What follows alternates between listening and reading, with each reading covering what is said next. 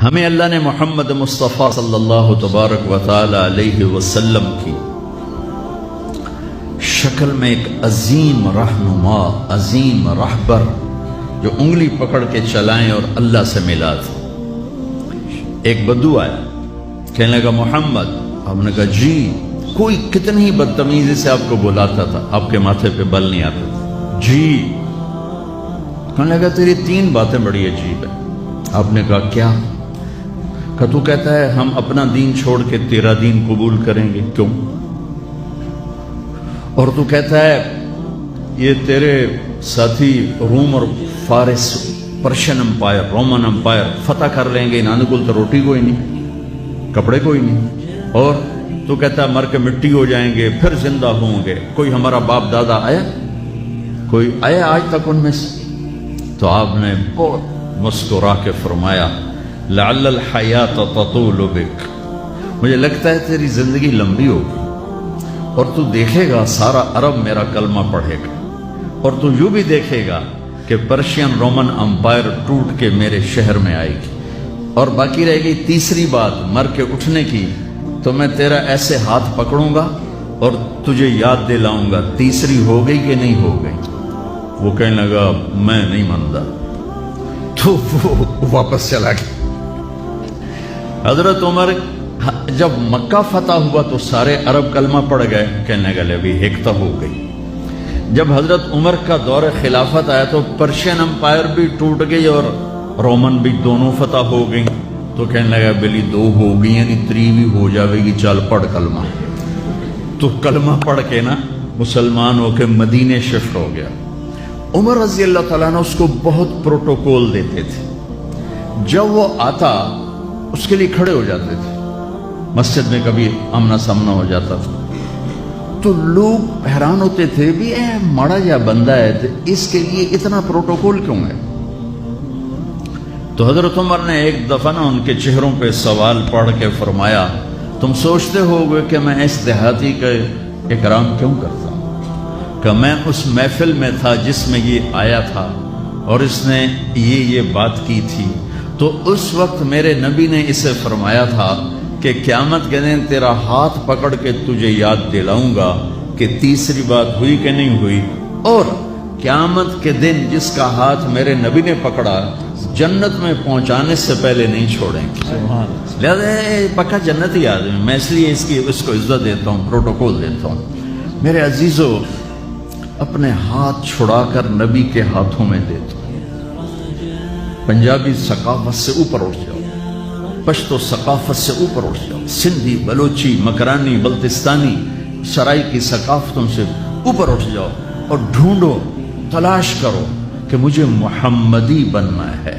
لقد کان لکم فی رسول اللہ اسوۃ حسنہ، مجھے محمدی بننا ہے، مجھے مرنے سے پہلے اپنا روپ بدلنا ہے، مجھے اپنے آپ کو سیرت مصطفیٰ صلی اللہ علیہ وسلم میں ڈھالنا ہے۔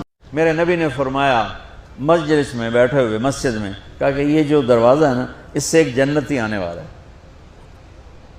تو لوگوں نے دیکھا ایک مدینے کے مقامی آدمی، ذرا بوڑھے، وہ مسجد میں اندر آئے، داڑھی میں وضو کا پانی، ہاتھ میں جوتا،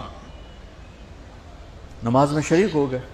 اگلے دن آپ کی محفل تھی تو آپ نے فرمایا یہ جو سامنے دروازہ ہے اس سے ایک جنتی آ رہا ہے۔ تو سیم وہی آدمی اسی حالت میں انٹر ہوئے۔ اگلے دن ہوا تو آپ نے کہا اس دروازے سے جنتی آنے والا ہے، ٹھیک وہی آدمی اسی حالت میں انٹر۔ اس مجمع میں ایک صحابی بیٹھے ہیں، ان کا نام ہے عبداللہ بن عمر۔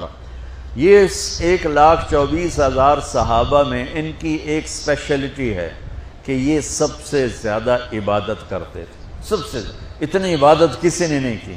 ساری رات نفل پڑھتے تھے، سارے دن کا روزہ رکھتے تھے، اور دن رات میں ایک قرآن ختم کرتے تھے۔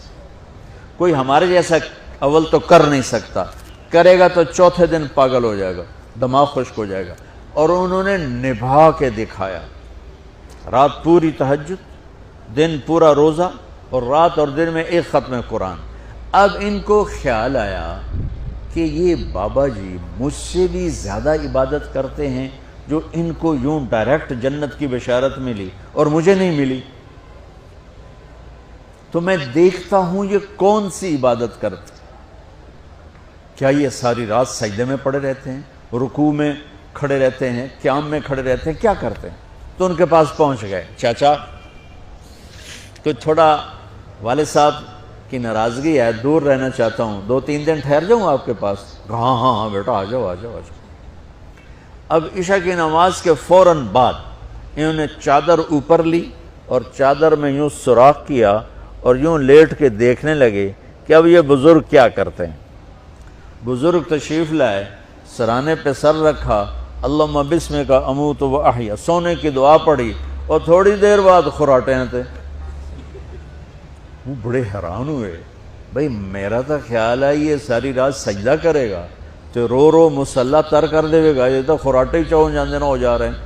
اب وہ دیکھ رہے ہیں ابھی اٹھے گا ابھی اٹھے گا ابھی اٹھے گا، پھر انہوں نے کپڑا اتار دیا، ابھی سویا ہوا ہے۔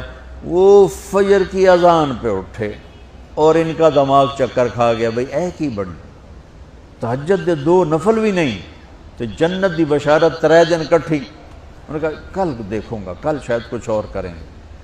اگلے دن آئے پھر اسی طرح یوں کر کے لیٹ گئے، اور بزرگوں نے بھی یوں کیا اور بسمک اموت و احیا، اور پورا کمرہ خراٹے نال۔ وہ پھر پریشان، یہ کب اٹھے گا کب اٹھے گا؟ فجر کی اذان پہ اٹھے تو اور ان کی حیرت بڑھ گئی، کہنے والا سچا، اس کے بات کو تو چیلنج ہو نہیں سکتا، وہ محمد مصطفیٰ ہیں، لیکن یہ چکر کیا ہے، یہ جنت مل کیسے رہی ہے؟ چلو ایک رات اور صحیح۔ تیسری رات آئے، یہ یوں لیٹے وہ یوں لیٹے، یہ دیکھتے رہے وہ سوتے رہے، حتیٰ کہ فجر کی اذان پہ آنکھ کھلی تو یہ نا پھٹ پڑے، کہنے لگے چاچا بات بتاؤں؟ کہنے کیا؟ کہ میری کوئی جھگڑا نہیں تھا ابا سے، میں نے 3 دن مسلسل تیرے بارے میں سنا جنتی آ رہا، 3 دن تجھے اللہ کے نبی نے بشارت دی جنتی ہے جنتی ہے جنتی ہے، لیکن میں اس بات پہ حیران ہوں تو ساری رات سوتا رہتا۔ اس زمانے میں منافق بھی تہجد نہیں چھوڑتے تھے، فرض نماز تو فرض نماز ہے، منافق بھی تہجد نہیں چھوڑتے تھے۔ تو کہنے لگے کیا کرتے ہو؟ ساری رات تو سوتے گزار دیتے ہو، کیا کرتے ہو؟ کہنے لگے بھتیجے جو تو نے دیکھا ہے یہی کرتا ہوں۔